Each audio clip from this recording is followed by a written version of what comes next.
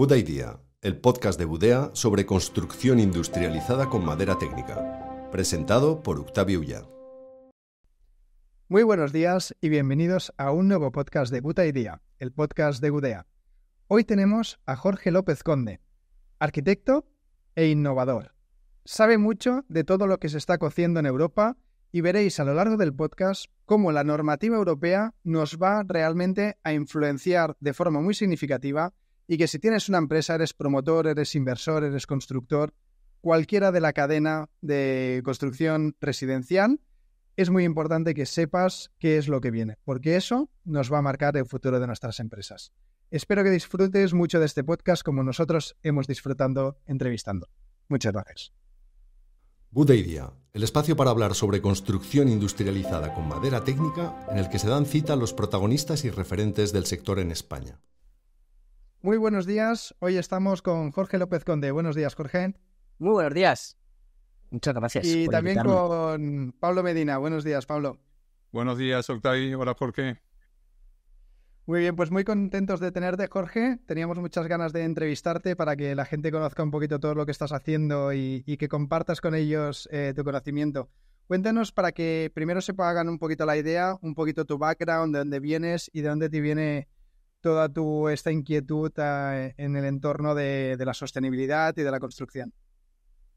Pues estudié arquitectura y pasé por muchas oficinas y muchos despachos y siempre estaba como en los márgenes de la arquitectura, ¿no? En los límites. O lo que ahora se llama innovación, de alguna manera también, pero siempre intentando estar como en agendas de futuro, o me interesaba mucho saber qué iba a venir, ¿no? O qué va a venir, o qué va a llegar. Y tuve una marca de joyas que fuimos bastante reconocidos porque fuimos los primeros en imprimir en 3D en metal y eso nos dio mucho reconocimiento y fue una etapa muy, muy agradable y muy feliz. Y gracias a eso, una persona, la mano derecha de Norman Foster, la directora de la oficina en España, Tabarrasti, que nos compraba joyas y era muy fan de nuestra marca, pues me llamó un día diciendo que necesitaban a una persona que tuviera como esa idea de emprendedor, que tuviera la experiencia de arquitecto, pero que estuviera en otros contextos, también en el del diseño de producto y de nuevas tecnologías, para diseñar una mesa con Norman. Y yo ya estaba fuera de la arquitectura y, sinceramente, era muy feliz, ¿no? Fuera de las vueltas que da la vida. Después de la crisis del 2008. Y entonces ahí me invitó a conocer a Norman un día y me dejé llevar por el genio, ¿no?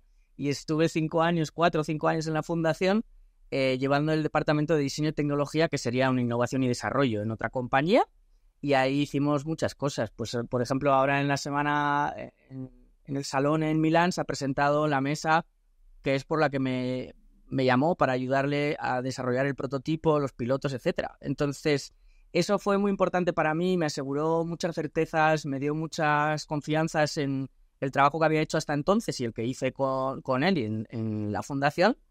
Y cuando llegó el confinamiento hubo un cambio radical en mi vida, primero porque fuimos despedidos y entonces tuve que volver a pensar qué estábamos haciendo, pero estábamos todos confinados.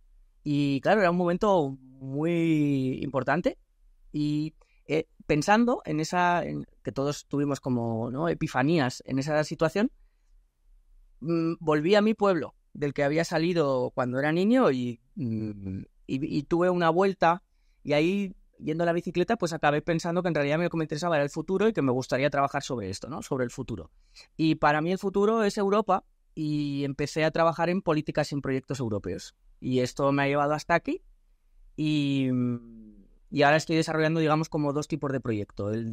Con los clústeres, la Alianza Europea de Clústeres y todos los temas vinculados a la innovación de la transformación del ecosistema de la construcción desde esa posición y la nueva Bauhaus europea. Y luego intento desarrollar proyectos que se ejecuten y que apliquen todo este conocimiento, básicamente. Y ahí hay como 2 líneas. Una que es en la que estamos también y por la que hemos estado hablando este año, que tiene que ver con la construcción y un cambio en el modelo de la construcción, de activos como por ejemplo el hotelero, del sector hotelero, pero también lo vinculado a la despoblación. Y eso ya es algo más personal, todo lo que tiene que ver con una nueva gestión del territorio desde esa bioeconomía circular. Muy bien. ¿Cómo Menudo recorrido. convive, sobre todo al principio, cómo convive una mente tan emprendedora, tan innovadora en un sector tan tradicional? Eso me lo he preguntado todo el rato y me pasa constantemente, porque mi padre es arquitecto y es un arquitecto buenísimo de esa escuela que ahora cuando veo lo de Fins 3D, por ejemplo, ¿no? Lo del algoritmo de la inteligencia generativa haciendo lo que es encaje de plantas, claro, es un cambio radical, ¿no? Y esto es lo que he vivido, es decir, 40 años de la profesión de mi padre, de un profesional que ha hecho miles de viviendas de protección oficial sin desviarse ni un 1% en los presupuestos. Versus, ¿no? Este cambio de paradigma en el que estamos, pues es un momento mágico, por otro lado. Y luego que estamos poniendo el ojo en lugares que parecían insospechados o en temas tabú, ¿no? Como el propio de la despoblación o, sin ir más lejos, que la ciudad ha dejado de ser el marco de futuro, por ejemplo, ¿no? ¿Y cómo serán esas charlas, no? Entre tu padre y tú. Tú con una visión de futuro Bueno, mi y... padre tiene una visión de futuro también. Lo que pasa que, obviamente, también como cambio generacional era otro futuro. Él, por ejemplo, cuando terminó la carrera de arquitectura, volvió al pueblo para construir y reconstruir unas redes sociales también y rehabilitar y construir nuevas viviendas, etcétera. En ese momento también de la transición, donde había un trabajo también de una apuesta democrática por muchos temas, desde la recatalogación o la catalogación de iglesias románicas que no estaban hechas a hacer, pues, llevar el agua y la luz a localidades. Entonces, claro, era un trabajo que era apasionante. Entonces yo tampoco me veo tan diferente, por otro lado, simplemente es que ha cambiado una generación. Lo que sí nos ha cambiado es que antes había unas certezas de una confianza en un modelo que tú podías estar haciendo ese trabajo, que es el que hizo, el paso de un artesano a una empresa, y se veía que tú tenías un crecimiento lineal, que en un momento fue exponencial. Ahora todo eso ha desaparecido y tu trabajo mañana ya no puede estar, ¿no? Y es todo como mucho más...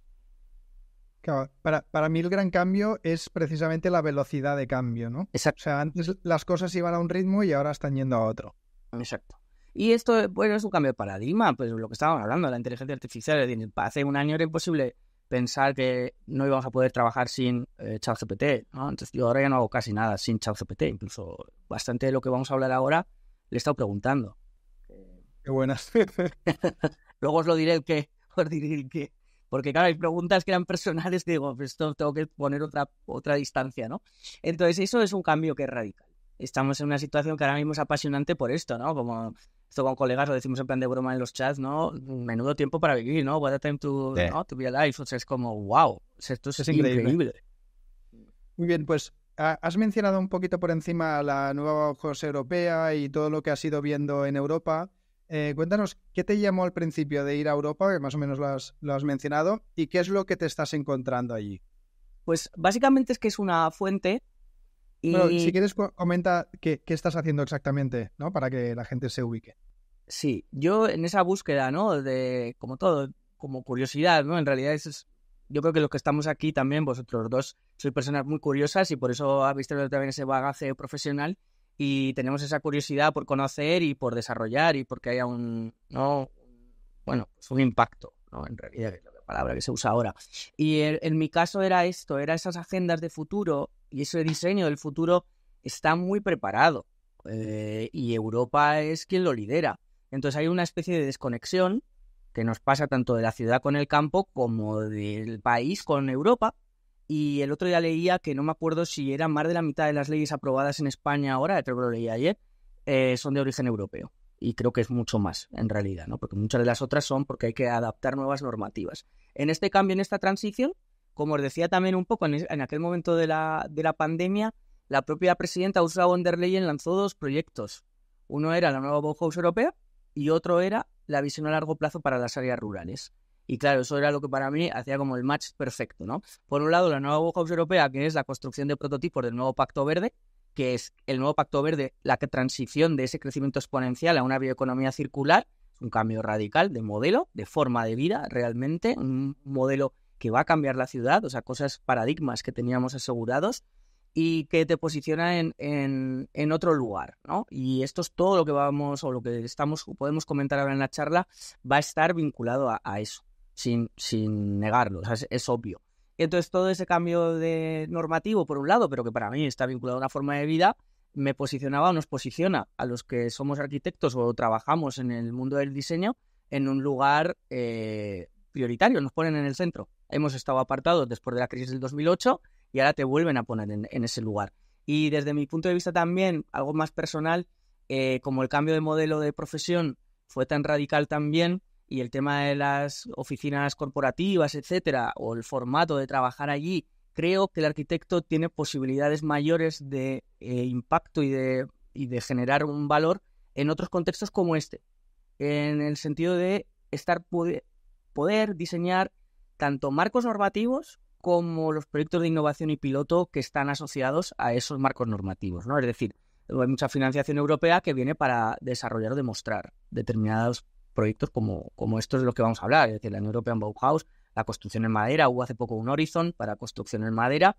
Estos temas que estamos hablando ahora mismo que están encima de la mesa se están financiando ya para demostrar y luego escalar al resto de la sociedad. Entonces, digamos que Europa para mí va como 20, 30 años por delante de lo que luego va a llegar en muchos aspectos del sector. ¿Sabes? No sé si conoces a Julian Santisteban, que trabaja con Andrew Walk en Wall Street. No. Él dice que ser vegano está muy bien, pero es mucho mejor en cuanto a impacto, ¿no? Mucho mejor ser un buen arquitecto, ¿no? Porque el rol, y después lo demuestra con números, ¿no? El rol que tenemos ahora en esto de empezar a trabajar desde un diseño descarbonizado, ¿no? El impacto que tiene sobre las ciudades, el impacto que tiene fuera de las ciudades, lo que estás hablando si trabajamos con madera, cómo se solapa la explotación de madera con las zonas despobladas, ¿no? Cómo se te empiezan a juntar esos corazoncitos o esas apetencias que uno tiene, ¿no? De tratar de llevar la parte social a otras zonas, se junta todo, ¿no? Entonces el rol del arquitecto está teniendo una dimensión diferente, ¿no? Pero no lo tenemos que creer. Sí, yo me lo he creído siempre, para bien o para mal, ¿no? También quizás con mucha inocencia, un poco naif pero ese diseño estratégico que se usa, ¿no? Esas palabras son reales en esos contextos en los que se están tomando decisiones o diseñando futuros y eso está pasando ahora mismo en cualquier contexto. Pues ahora algunos de los proyectos en los que o he colaborado o estoy pasando de alguna manera por encima, pues van desde la lana a la madera a aspectos específicos de construcción industrializada para reutilización de áreas pues de parkings, por ejemplo, ¿no? Entonces es muy abierto, pero en esos lugares donde se están tomando esas decisiones estratégicas, insisto, no de diseño, de arquitectura, tenemos mucho más valor y las personas con las que estás hablando o que somos interlocutores, pues está ese el político, el fondo,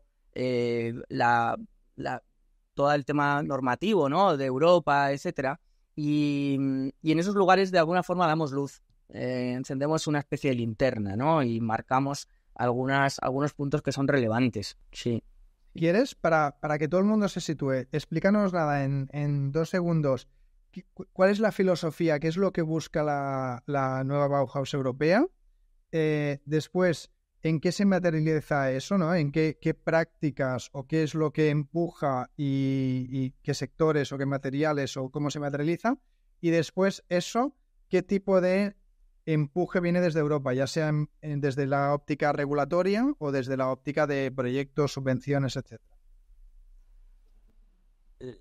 Yo para explicar la nueva Bauhaus europea, que a mucha gente le cuesta entenderla y luego se confunde con la antigua Bauhaus y la gente cree que es como una nueva, repetir aquella Bauhaus, siempre pongo las palabras de la presidenta Ursula von der Leyen, que es quien creó el concepto y la idea, y que es construir prototipos del nuevo Pacto Verde para una transición de nuestra forma de vida hacia la economía circular, básicamente. Entonces, ¿qué tenemos que hacer y cómo tenemos que cambiar nuestra forma de vida y nuestras áreas de impacto con nuestra vida para que podamos cumplir con los objetivos de desarrollo sostenible? Que básicamente es esto. Y la nueva Bauhaus europea, que es un proyecto que es interesante en sí mismo porque surge al revés, surge de arriba a abajo, lo lanza abajo y ahora estamos creando ese ecosistema que es ese grupo de amigos y de partners y de socios de la nueva Bauhaus europea que tienen unos intereses en áreas que hasta ahora no estábamos sentados en una mesa para hablar o para diseñar o para desarrollar proyectos. Y une todo lo que tiene que ver con el diseño, con la arquitectura, pero también con la moda, por ejemplo, con el producto, pero no solo, y une ingeniería y arquitectura y diseño, pero también une ecología, también une formas de vida asociadas a los territorios, a que no dejes a nadie atrás. Y luego la propia European Bauhaus tiene diferentes líneas. ¿Qué sucede? Para bien y para mal, es que no hay un presupuesto específico en European Bauhaus, porque los presupuestos, cuando se le ocurrió a Ursula von der Leyen, ya estaban aprobados. Entonces, hay un presupuesto de la Unión Europea que no puedes ampliar ni modificar, pero sí se han ido recogiendo algunas partidas, algunas líneas para financiar acciones de la European Bauhaus. Entonces, hay unas líneas específicas de financiación, como puede ser una línea de Horizon y otras que son 120 millones de euros anuales, y luego hay determinadas acciones, que son acciones de crear un poco ecosistema. Pues eso, la asociación o los grupos que representan a la European Bauhaus, los socios, los amigos, hay un evento, un festival, congreso, etcétera, en Bruselas, y luego hay diferentes modelos de financiación para crear también esas redes. Por simplificar, pues alguno de los Horizon en los que he colaborado, pues va desde el tema de despoblación al tema de mobiliario circular, al tema de madera específico, y luego puede haber un tema de hub, por ejemplo, que es uno de lo que se está planteando ahora para crear relaciones entre la European Bauhaus. Entonces, ahora mismo, esto yo lo explico también de una manera muy simple, que es como cuando te saca a calentar el entrenador y vas a salir al terreno de juego. Entonces, estamos haciendo esto hasta el 2027, que en el 2027, y dependerá mucho de las elecciones de este fin de semana, porque esto lo estamos grabando el día 6 de junio, pero hay elecciones el domingo europeas, va a marcar muchísimo nuestro futuro. Entonces, este tipo de votaciones, para mí, específicamente, Europa marca mucho más el futuro de lo que puede marcar unas elecciones generales en España, y ya no te cuento locales. Entonces, yo tengo esa sensación. Lo que he aprendido estos años también es que lo que viene de Europa es lo que dirige realmente nuestras vidas, y que te diría hasta en un 80-90% de las políticas europeas marcan nuestro día a día. Es decir, vivienda hay que construir. La única diferencia es que el PP dirá un tanto por ciento de vivienda social y el PSOE dirá otro tanto por ciento de vivienda social. Pero no va a diferenciarse mucho. O sea, esta es la realidad. Otra cosa es que ahora hay un tipo de política que nos lleva a esos posicionamientos. Pero la realidad es esta. Entonces, la European Bauhaus quiere ser esa punta de lanza de ese cambio que tenemos que desarrollar, y que esperamos, o espero desde mi punto de vista, que con las elecciones de este domingo pues se siga apostando por ello, porque creo que es algo muy importante de cara a una cosa muy básica, que al final de todo esto está el cambio climático. O sea, me veis, estoy aquí sudado, 6 de junio, no tengo aire acondicionado en casa, y esto es una de las primeras cosas que voy a hacer con la reforma de mi vivienda, pero que tiene unas implicaciones muy, muy bestias. Y esto, cuando otra gente me pregunta qué significa, siempre pongo las palabras de Bruno Latour, ¿no? Que él explicaba que esto ya hemos entendido todos, que somos parte de un ecosistema muy complejo y que todas nuestras acciones tienen una relevancia, y que él lo veía y ponía una imagen muy simple, que es cuando él estaba sobrevolando el Ártico con el avión, y él estaba viendo cómo los icebergs o cómo esa capa de permafrost estaba llegando al mar, y había un deshielo asociado a esto, y era consciente perfectamente. Entonces él habla de que todos tenemos ya experiencias personales en las que somos conscientes de que necesitamos hacer un cambio en nuestra forma de vida para que protejamos el propio planeta. Entonces, la Unión Europea, ¿no?, como marca esa dirección, más allá de poner un grupo de gente a trabajar de forma conjunta, comienza a crear incentivos económicos para que el mercado vaya hacia allí, ¿no? Hay la parte un poquito que has comentado de subvenciones, y también hay una parte de regulación que ya está anunciando, diciendo, cuidado, porque las cosas van a cambiar, ¿no? Si quieres comentar un poquito la nueva EPBD, la normativa que ya se está aprobando en Europa, que aún no ha llegado aquí, pero que van a cambiar mucho las cosas, ¿no? Para mí hay un tema que esto también, después de o sea, hay un punto en el que nosotros vemos siempre como con una visión muy cerrada, y hay que abrirla, y ahí te empiezas a dar cuenta de todo, ¿no? Entonces, a mí lo que os contaba un poco de poder estar en el tema de Europa y luego en el territorio o en el terreno desarrollando proyectos específicos, ya sea construir hoteles certificados Budget Economy por primera vez en España, los primeros en Budget Economy industrializados, a ya sea un proyecto de despoblación o una red de calor con biomasa, pero que creamos la empresa social para gestionar la biomasa e integrarla en el sistema. Todo esto está vinculado. Pero hay como 3 niveles, que es, digamos, el aprendizaje que yo he estado viendo estos 3 o 4 años, y que ahora puedo explicar, incluso me lo he hecho para mí en una pequeña charla para explicar cómo funciona. Entonces, por un lado tenemos el marco económico, por otro tenemos el marco regulatorio y nosotros estamos en el centro, por simplificarlo. Entonces, desde el 2017 existe la taxonomía europea, que está vinculada a cómo la inversión tiene que ser sostenible desde los ámbitos o desde el ESG, ¿no? Desde todo lo que tiene que ver con gobernanza social y sostenibilidad, básicamente.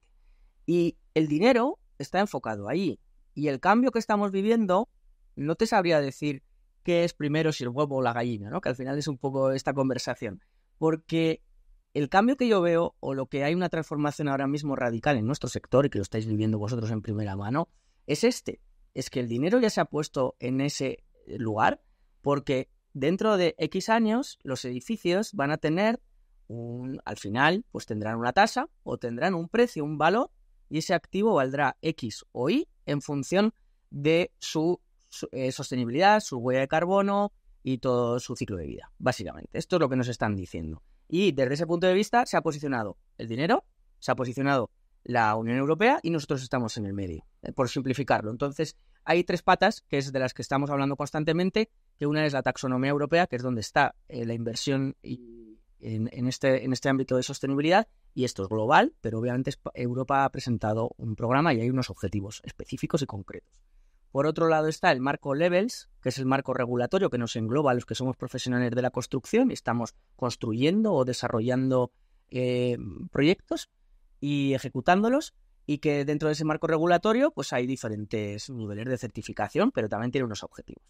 Y luego está las normativas. Y esas normativas hay muchas. Estamos hablando de la EPBD porque es la que nos toca, pero el 23 de abril se aprobó la de ecodiseño, que es igual de importante para lo que nos afecta, porque está hablando de cómo tienes que cambiar la forma de diseñar, y esto es una cosa radical, porque por primera vez se va a imponer el tener que saber cómo vas a deconstruir tu edificio, y esto no ha pasado, pero esto es un marco normativo. Y luego, por otro lado, pues lo que estábamos hablando, o me he hablado otras veces, pues el tema del pasaporte digital. El pasaporte digital va a tener una información, pero estoy convencido que a medio y largo plazo ese pasaporte digital va a tener un precio asociado. Y esto lo estamos viendo con proyectos como el de la pirámide de materiales de Dinamarca, que han desarrollado, que es súper interesante porque te está dando ya un valor del material en función de su huella de carbono. Y esto son cosas que vamos a ir viendo, entonces esto es una cosa que se está llevando a medio y largo plazo.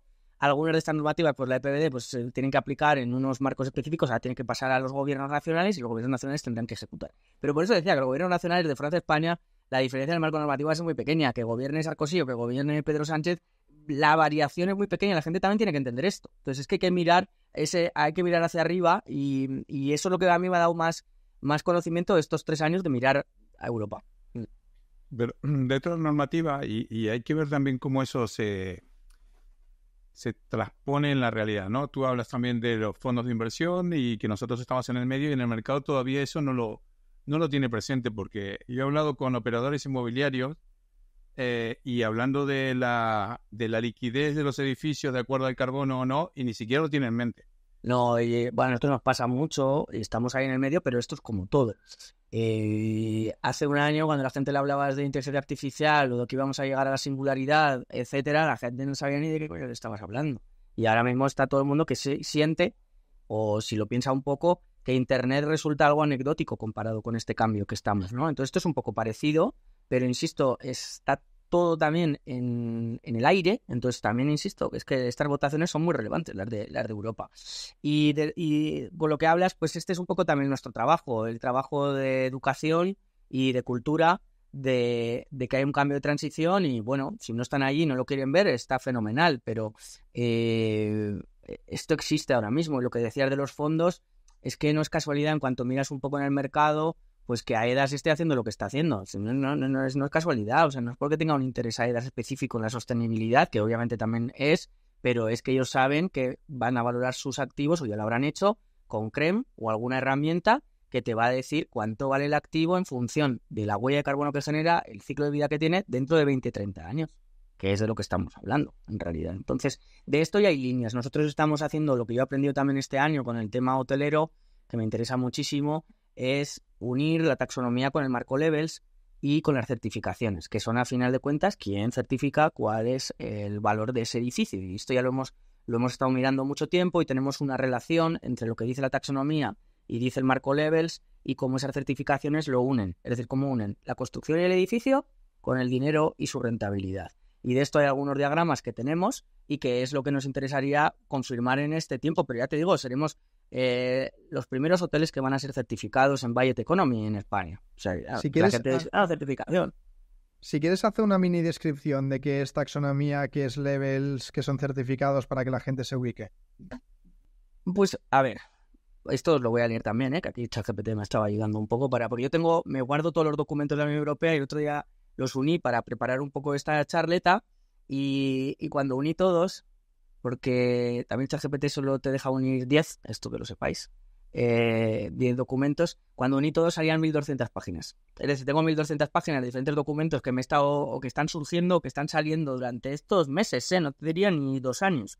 Y ahí va desde el Transition Pathways del ecosistema de la construcción de la Comisión Europea, que ahí tuve la suerte de participar gracias a la European Cluster Alliance y haber representado a la European Cluster Alliance en esa mesa de discusión sobre marcos normativos. Esto es muy importante y eso es lo que ha definido en 50 páginas hacia dónde se tiene que mover el ecosistema de la construcción, tanto por ahí como por lo que estamos comentando de taxonomía, levels, etcétera, ¿no? Entonces, la taxonomía en realidad es clasificar las inversiones sostenibles. Es dónde tiene que estar el dinero y cómo, y qué objetivos tienen que tener.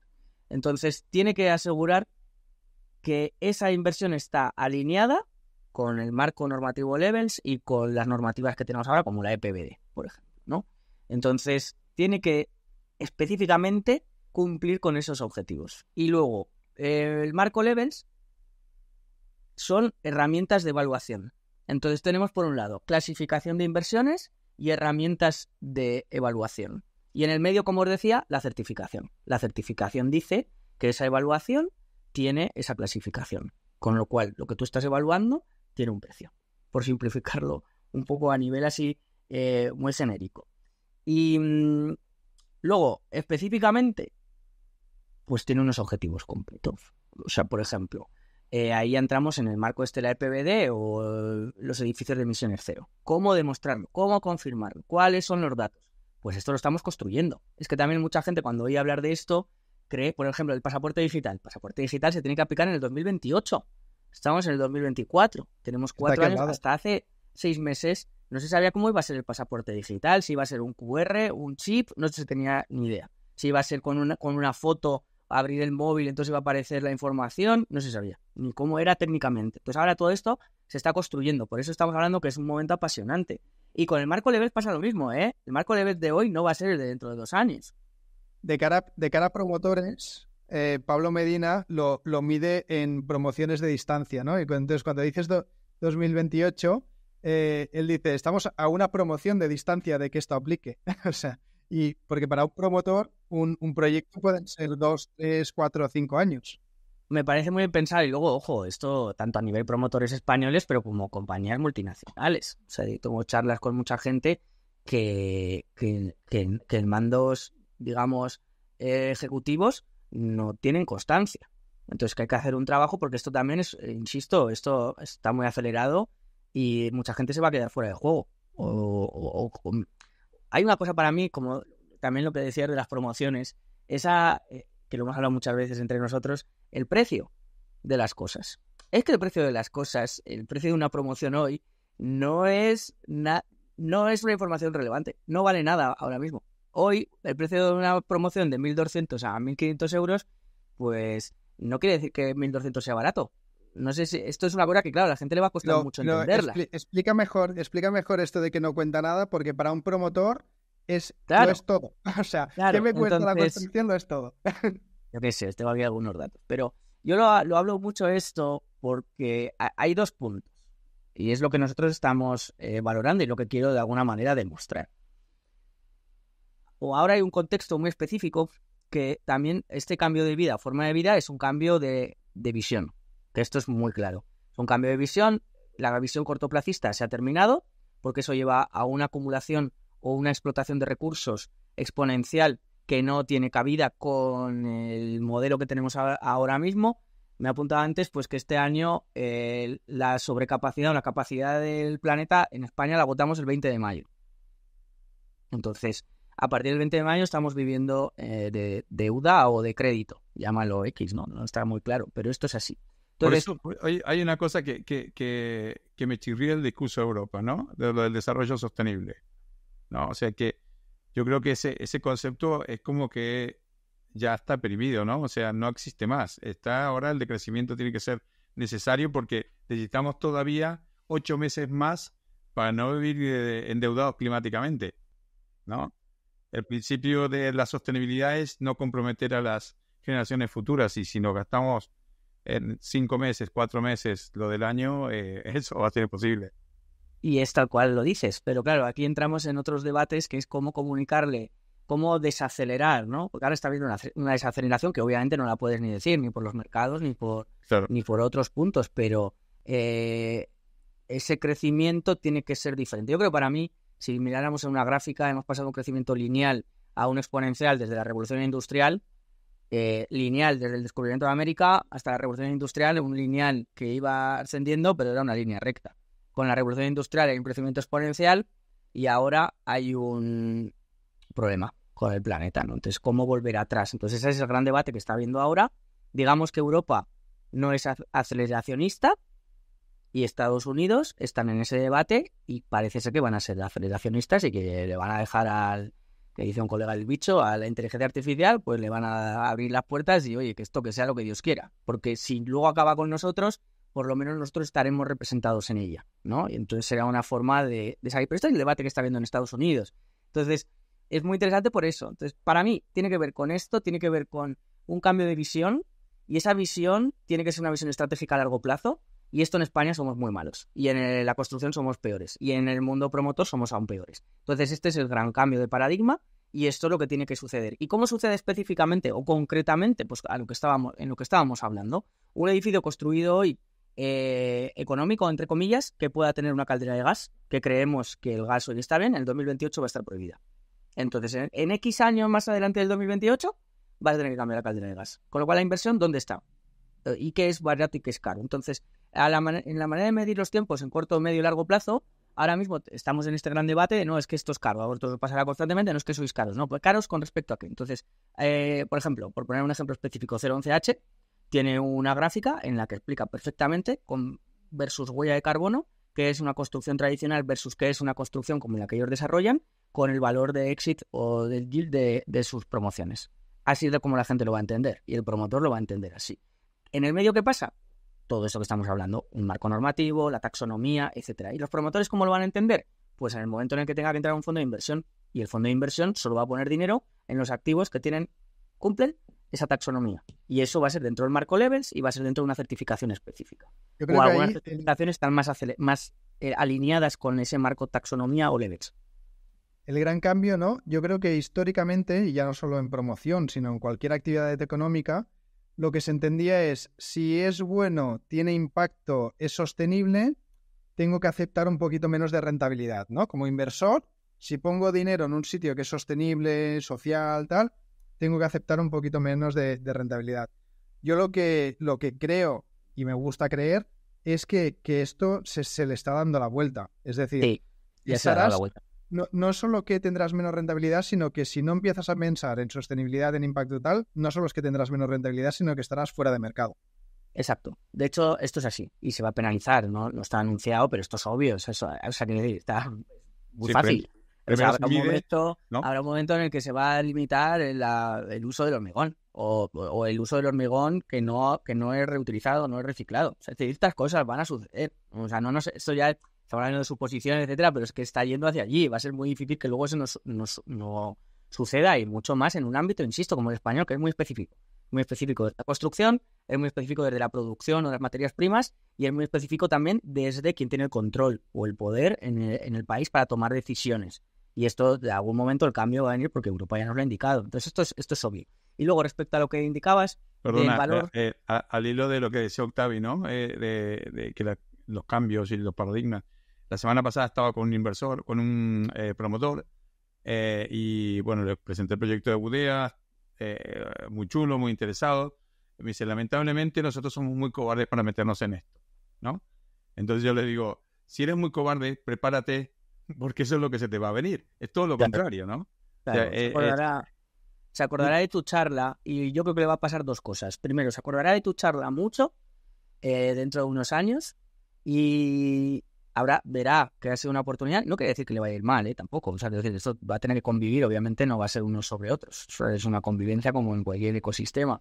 Pero luego le va a pasar otra, que es que le van a pedir en cualquier momento que esté certificado su edificio. Y esto se lo van a pedir en cualquier momento, porque esto ya está. O sea, es decir, esto no, en las oficinas lo hemos visto, en el sector hotelero ya lo estamos viendo constantemente y en el de viviendas va a suceder. Y va a suceder que según la normativa, el 90 y pico % de las viviendas de Europa hay que modificarlas energéticamente. Entonces, todos los propietarios, y ahí entramos públicos y privados, van a tener que modificar sus viviendas y el parque de sus viviendas. Y se va a poner un impuesto, estoy convencido. Si no es un impuesto, será otra forma de baremo, otra forma de poder medir, por ejemplo, y que eso tenga un impacto económico. Entonces, respecto al impacto económico, los datos que nosotros manejamos y que es con el Colegio de Arquitectos de Estados Unidos, que es el único que ha hecho un estudio real, un edificio certificado en LEED, y en este caso hotel, se alquila por un 3% más y se vende por un 16% más. Esto es, entonces ahora mismo vamos a encontrar muchas informaciones de este tipo en las que se van a hacer análisis reales sobre los valores de los activos si cumplen esas curvas de eficiencia energética y de circularidad con esa previsión que tiene que ser así, a los 2030, 2040, 2050. Un sitio donde se ve de forma súper pragmática y con un punto de tristeza es cómo toman las decisiones los promotores cuando es un build to rent y cuando es un build to sell. Son tremendamente distintas la toma de decisiones. Y eso da pena, porque es en plan, si me lo quedo yo y tal, pienso en todo esto, ¿no? Que no tenga caldera, que sea eficiente, que no sé qué. En cambio, si lo vendo, da igual. Pero esto ya está pasando menos también, porque el formato de este hotelero es muy similar, pero los fondos saben también por los alquileres que tienes, etcétera, que pero ahí tienes un comprador profesional que sabe dónde vamos. Pero ahí hay muchas, ahora mismo, pues claro, está todo mezclado. Hay quien tiene la visión, pero luego chocas con el BP, luego chocas con el fondo o luego chocas con el desarrollador, es decir, en este caso, pues con la marca hotelera que luego lo desarrolle, que puede tener una visión o no, depende también de dónde vienen sus fondos o por quién están dirigidos y que lo vea o no lo vea. Pero esto son cosas que están súper claras. Entonces, para nosotros, ahora mismo también en esa transición, pues obviamente tienes que ir paso a paso. El paso de la certificación te asegura unas condiciones, pero luego en el resto tienes que empezar a medir. Entonces, medir significa que qué es barato y qué es caro, que volvíamos otra vez a la misma pregunta, que es lo que le tiene que interesar a un promotor, porque lo que hoy vale 1.200 euros, dentro de 10 años, lo que valía 1.400 hoy puede valer 3 veces más que lo que valía 1.200 euros. Y eso es lo que vamos a saber. No lo sabemos ahora mismo, pero empezamos a tener ya gráficas y maneras de medirlo donde esto se va a demostrar. Entonces, lo que os decía, 011H pues tiene su estudio. LEED tiene su estudio. Y empiezan a salir estudios vinculados a que por diferentes razones que están en la huella del edificio y en el gasto de eficiencia energética del mismo, se pueden cuantificar. O sea, no es una conversación, esto no es una conversación de barra, es una conversación científica, que es la otra cosa que me interesa mucho de Europa, que al final parece ser que es de los últimos sitios donde está quedando esa ilustración o esa modernidad basada en el dato, en la verdad, entre comillas, y en una demostración empírica, ¿no? De la Politécnica, que esto a mí me interesa muchísimo también desde la profesión de la arquitectura. Entonces, eso es necesario. Claro. En general, hoy en día. Igual, pero la política, por ejemplo, las discusiones que tenemos, la propia universidad, la academia, que si vais a dar clases lo veréis, estos temas de conversación no están encima de la mesa. Y eso es grave, por otro lado, ¿no? Porque al final la Politécnica está para confirmar esto, ¿no? También me pasa mucho que ves concursos, premios, etcétera, que hablan de sostenibilidad, etcétera, y no tienen ni certificación en el edificio, no han pasado ningún tipo de análisis ni de estudio de biblioteca de materiales de ningún lado, de nada, no han hecho un análisis de huella de carbono, no han hecho un análisis de ciclo de vida, y sin embargo ves publicado que es un edificio sostenible, etcétera, etcétera, ¿no? También hay mucho de esto ahora, mucho greenwashing, que ya lo sabemos, a muchos niveles, y que esto también pues se irá como afinando, ¿no? ¿Alguna pregunta final, Pablo? lánzate. No, era me está escuchando lo que dice Jorge, me está dando una visión de Europa muy startupera, ¿no? De ir acomodando. Eso es malísimo. Es que la verdad, No. es que es increíble, porque también asociado con iniciativas que han salido y que por ahí han o no han prosperado, o es como que se van creando diferentes universos que a la vez se van pegando, que van a ser algo muy grande, ¿no? Porque me quedo, por ejemplo, con Wood for Bauhaus, que es una iniciativa que primero conocí antes de la Bauhaus, conocí a Wood for Bauhaus, de los cuales salieron así como frases muy determinantes para el mercado, que hemos repetido muchas veces, y que no se ha explorado en demasía, o la ley que creo que te la envié también, del 23, que era un absoluta elegía al uso de la madera en todos sus aspectos, ¿no? Que tampoco prosperó, digamos, en nada que fuera demasiado relevante, pero cuando leías lo que era la ley o la propuesta de ley era determinante, ¿no? Entonces, es como que un poco tú mismo estás diciendo, ¿no? A mí, por ejemplo, hoy estaba buscando cómo se mide la relación entre huella, carbono, metro cuadrado de carbono y tonelada de metro cuadrado construido y tonelada de carbono, y eso está en levels, pero todavía no está totalmente determinado, No. y está evolucionando, ¿no? Total. Que todo esto estamos viviendo en una visión como que muy avanzada y muy agradablemente arriesgada de ir evolucionando en la medida que todas las piezas vayan encajando, ¿no? Hay una curva mítica para hablar de esto, ahora no me acuerdo el nombre, se me había ido el nombre, pero que es como una campana y luego baja y luego vuelve a subir y ya llega a la meseta, ¿no? Entonces esa es la de aceptación de tecnologías, por ejemplo, o lo de hypes de impresión 3D. Impresión 3D, había un momento que ibas a imprimirte 3D el cepillo de dientes para lavarte los dientes. No. Y ahora ya sabemos que la impresión 3D es válida en una parte de la industria y a nosotros nos llega en determinados ámbitos, pero no todos tenemos una impresora 3D en casa, ¿no? Entonces, esto pasa mucho con este tipo de investigaciones, ¿no? Tienen un momento de hype, luego baja y luego ya llega a la sociedad, ¿no? Por simplificarlo. Hay algo de esto. Con lo que estamos hablando yo creo que pasa algo así, por eso también hay muchos proyectos europeos pues que acaban en nada y que acaban en una web, que esto lo digo yo mucho, o han servido para algo que no eran las expectativas originales, pero sin embargo se está moviendo la rueda. Es decir, estamos yendo en una dirección. Y eso también, ese es el pensamiento a medio y largo plazo, que en muchos lugares, organismos, empresas, no se puede plantear. Entonces, cuando a veces hablamos de esta globalización actual y de las ventajas de China versus a otros países o democracias, en muchos casos estamos hablando de esto. Estamos hablando de planificación. Entonces, si tenemos unos objetivos de desarrollo sostenible al 2030, tenemos que hacer unas políticas que vayan hacia el 2030. Como tenemos que cambiarlo todo, y todo es todo, pues hay que ver cómo se hace. Entonces, por ejemplo, el documento que hablabas de madera, lo he estado chequeando, es un documento sueco. Obviamente, Suecia es la líder de masa forestal, la número 1 en Europa, pero que España somos la segunda. Lo que es loco no es que Suecia esté desarrollando o intenta mover una norma, que es un previo a una norma para hablar de la construcción de madera. Lo que es muy loco es que España tengamos la cadena de valor de la madera rota.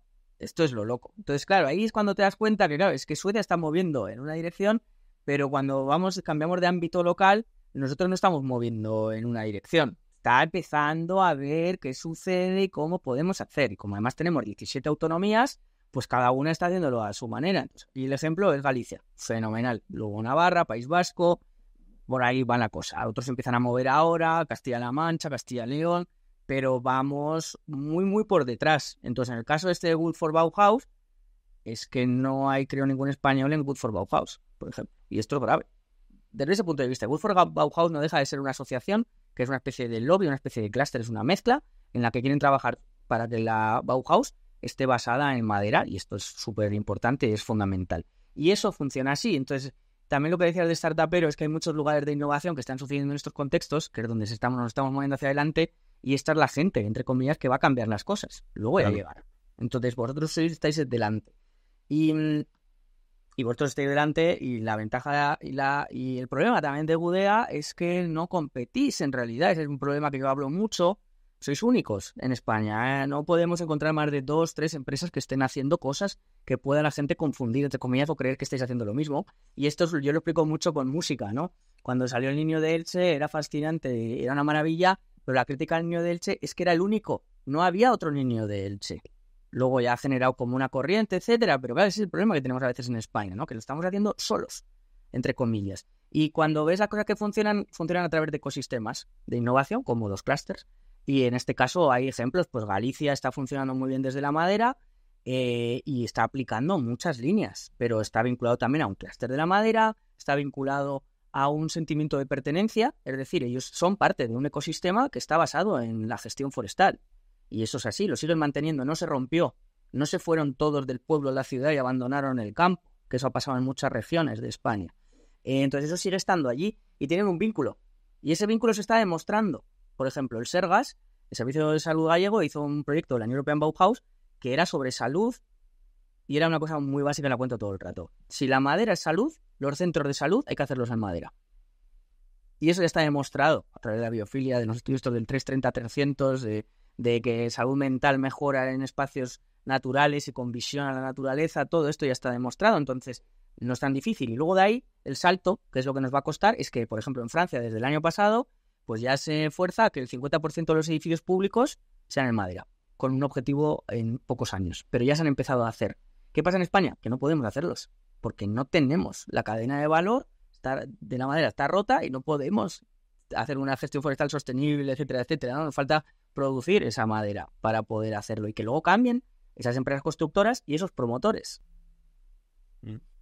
Eso también con un pie en el presente y con una visión a futuro, y un poco para aprender de tu experiencia, ¿cómo ves a Gudea en este contexto? Gudea es la pregunta que lo que os he dicho antes, que le he hecho a ChatGPT. Porque claro, sois casi colegas míos, aunque nos conocimos en persona en Revil, pero le he hecho esa pregunta a... ¿Queréis que os diga lo que ha respondido ChatGPT? Que ha dicho, primero, obviamente, desconocer, que esto es muy importante. ¿Y qué ha dicho? Cuando lo leas, pon voz de androide. Exacto. Dice... No, está muy bien, porque... A ver... Ahora, no, me ha entrado una llamada justo. Ahí. Dice, ahora. Gudea como empresa enfocada... ¿Me oís? Sí, ¿no? Gudea como empresa enfocada en la construcción con madera se encuentra en una posición privilegiada para capitalizar las tendencias y regulaciones emergentes en Europa y a nivel mundial que promuevan la sostenibilidad y la eficiencia energética en la construcción. Así que esa es como la introducción, tampoco os voy a... Y luego para mí, Gudea, es lo que os estaba diciendo, que el problema es que sois el Niño de Elche de hace 10 años, que es que estáis solos, entre comillas, o tenéis un muy poco ecosistema, entonces os va a costar mucho. Sois los pioneros, entre comillas, de una nueva forma de construcción que desarrolle completamente lo que hemos estado hablando, ¿no? Pues desde el design and build, es decir, podéis pasar por cualquier cosa, materiales, mediciones, innovación en cualquier ámbito, desde el BIM, ¿no? De las tareas que estáis haciendo, y que ahora también pues habéis salido al mercado, es decir, que esto también es un proceso específico y tenéis fuerzas como el tema de la innovación continua, ¿no? También, que eso yo creo que pocas empresas pueden decirlo y menos constructoras, entonces desde ese punto de vista pues eso es una especie de unicornio, ¿no? También estáis seleccionados por eso en todos los en todas estas selecciones de Constec, ¿no? Etcétera, que se hacen anualmente. Y luego tenéis fuerza detrás para poder seguir adelante y empujar, ¿no? Que eso yo creo que también es importante, que alguien confíe, ¿no? Que tengáis dentro de, ¿no? esa parte de Zubi también que os lleva hacia adelante. Yo creo que eso es clave y eso es de agradecer. Y ante eso, pues creo que tenéis muchos retos por delante muy ilusionantes, la verdad. Muy bien, Jorge. Oye, pues yo me quedo con varias cosas. Una que me ha marcado mucho es el ser consciente de la importancia que tiene lo que viene de Europa, ¿no? Es decir, todos tenemos conciencia de que Europa cada vez es más importante, pero la métrica que has dicho de cuántas leyes se aprueban, que son cosas que vienen de Europa, es acojonante, ¿no? Es decir, prácticamente la mayoría del poder y de cómo nos afectará la vida viene de Europa, ¿no? Y entonces, en esa línea, con todo lo que se está aprobando en temas de sostenibilidad y circularidad, etcétera, un poquito el mensaje es ese, ¿no? Que comentaba antes Pablo, que si tienes miedo o eres prudente o eres tal, al revés, o sea, más te tienes que preparar, ¿no? Y tienes que, cualquiera Total, tendría que ahora lo estar acabo de mirar, el teniendo esto muy 51% presente de y las leyes en el preparándose ya. 2021 tienen origen comunitario. En el 2019 era el 42%. Es decir, hay un incremento total. Y lo mismo con el presupuesto, lo hemos visto con los Next Generation. O sea, la transición en España se ha hecho a base de dinero europeo, gracias a Dios, por otro lado, igual que el Erasmus, ¿no? Que nos llevó a Europa, y eso es muy de agradecer. Y esa visión yo creo que es fundamental tenerla, y sobre todo mirar allí, claro, y mirar allí a ese medio y largo plazo, que yo creo que eso es una de las grandes claves. Muy bien, pues muchas gracias. Para ir acabando, no sé si hay algún mensaje que te gustaría lanzar y que te gustaría compartir y que no hayamos tratado. Yo ahora mucho, o lo que estoy diciendo, o lo que veo también parte de Europa, es que nos está diciendo que cuidado, que lo que hemos hecho estos 100 años no estaba bien. Hay que hacer como lo teníamos hace 100 años, pero con tecnologías actuales. Es decir, hay ese debate, lo que decíamos de aceleración o desaceleración, que tiene que ser un crecimiento para mí equilibrado y en equilibrio con la planeta, la bioregión en la que vivimos, y establecer ese vínculo, que hay muchas maneras. Yo pongo siempre el ejemplo de Kilian Jornet, ¿no? Ahora compite en unos números muy reducidos de carreras en base a su huella de carbono. Sus actividades están vinculadas a la huella de carbono que él puede desarrollar. Y eso es algo que, por ejemplo, el año pasado medí mi huella de carbono, porque tampoco tenemos una fórmula también buena de medirla, y te asusta, ¿no? Porque siendo un año que casi no viajé, estaba casi 4 veces por encima de lo que debería ser el consumo. Y no me considero tampoco ni muy consumidor, ni estuve 6 meses en mi pueblo viviendo. O sea, es decir, que estamos hablando de cosas serias. Eso por un lado. Pero por otro lado, que mucha de esta innovación no es disruptiva. Ojo con esto. Y en nuestro sector lo sabemos. La construcción industrializada o la prefabricación empieza en el mismo momento que empieza la aeronáutica y los coches. Es decir, los hermanos Voisin, que Le Corbusier toma casi todo de ellos para desarrollar muchos de sus proyectos y de sus visiones, hacían bicicletas, aviones y casas prefabricadas o industrializadas. O sea, han pasado 100 años hasta que la construcción y el sector español específicamente se está empezando a movilizar en esta dirección. Entonces, en construcción, la innovación es muy complicada, no hay nada disruptivo, no vemos nada, mucho que nos vendan pues la construcción con 3D, etcétera, etcétera. Todo esto no lo vemos que vaya a llegar de una forma masiva, y por lo tanto tiene que ver más casi con mirar, en los casos de muchas de estas empresas o promotoras, que son de tercera generación en muchos casos, casi es más mirar a los orígenes de su bisabuelo o de su abuelo que a intentar aplicar tecnologías nuevas vanguardistas. No sé si me explico. Es más intentar hacer las cosas desde esa circularidad y esa sostenibilidad que da el producto de kilómetro cero, y el reactivar esto que otra cosa. Y yo creo que vosotros también estaréis de acuerdo conmigo que un ejemplo para mí, es el que pongo todo el rato, es Fuster Sebastià, que es un marco de trabajo ideal de una bioregión, de una comarca, de un área específica, y que a través del origen de una gestión forestal sostenible ha ido desarrollando diferentes líneas hasta que su empresa puede desarrollar construcción industrializada en madera de kilómetro cero. Entonces, para mí mi pregunta es justo esta, y para terminar, siempre lo que hago es: Egoin está muy bien, hay que tener muchos egoines en España, eso será que va bien, ojo, porque en Francia tampoco hay tantos egoines, pero ¿cuántos? Esta es una primera respuesta, que estamos todos intentando hablar de esto. Pero por otro lado es cuántos Fuster Sebastià hacen falta en estos territorios de áreas despobladas como el que pertenezco, y que también es el origen de vuestro trabajo, de vuestro proyecto, el sentido de pertenencia que dice la Unión Europea, no identidad, no nacionalismo, sino sentido de pertenencia de esa bioregión, de gestionar el territorio, que en este caso es para la lucha contra el cambio climático, para todos los temas de servicios ecosistémicos, de reserva de agua, etcétera, etcétera, etcétera, que da el volver a mantener el territorio desde la madera, por ejemplo. Entonces, desde ese punto de vista, yo sí animo a todas esas personas a que recuerden lo que pasaba en esos lugares desde los que proceden, porque no todos hemos nacido en ciudades, y se trata, yo creo, más de volver a intentar estar en esas estructuras. Sí, eso para mí sería como un mensaje, que eso no quiere decir un ludismo, ni quiere decir volver atrás, ni muchísimo menos. Quiere decir utilizar las herramientas que tenemos ahora para proyectarnos a ese futuro. Muy bien. Pablo, ¿algún mensaje para acabar por tu parte? No, bueno, yo veo en lo que estás diciendo, lo veo una de nuestras filosofías, ¿no? Lo veo muy lean. es aprovechar el conocimiento de lo que tenemos y adaptarlo a nuestro tiempo con las herramientas de nuestro tiempo.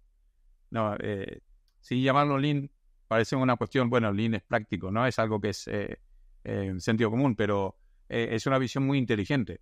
Es aprender de la región y aplicándole tecnología. Claro, y un conocimiento que, ojo, se está perdiendo, ¿no? En muchas áreas que tiene que ver con artesanía, con una forma de hacer y de construir, que tenía cosas muy positivas desde el punto de vista de la salud o de los materiales, ¿no? Biobasados, que ahora estamos hablando todo el rato de materiales biobasados. Bueno, y materiales biobasados se han hecho toda la vida. El tapial se lleva haciendo miles de años.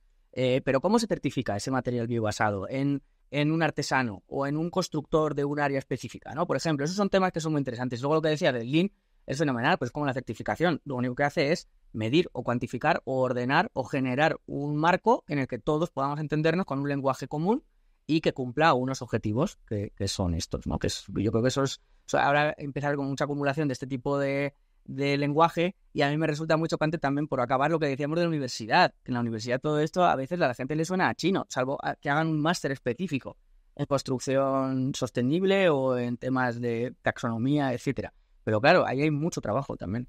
100%. Oye, pues ha sido un verdadero placer tenerte. Muchas gracias por dedicarnos esta horita. Y espero que mucha gente también, gracias a esto, te conozca y empiece a seguirte. Porque la verdad es que estás muy bien conectado y estás haciendo cosas muy chulas. Muchas gracias, Octavio. Muchas gracias, Pablo. Es un placer siempre estar con vos. La verdad. Me gustó. Siempre nos dejas con muchas tareas para aprender ahora, ¿eh? Muy bien. Un abrazo. Adiós. Muy bien, un abrazo. chicos. Muchas gracias. Adiós. Un placer. Chao. Gracias por escuchar un nuevo episodio de Buda Idea, el podcast de Budea. Te esperamos en el próximo programa para hablar de lo que más nos apasiona, la construcción industrializada con madera técnica.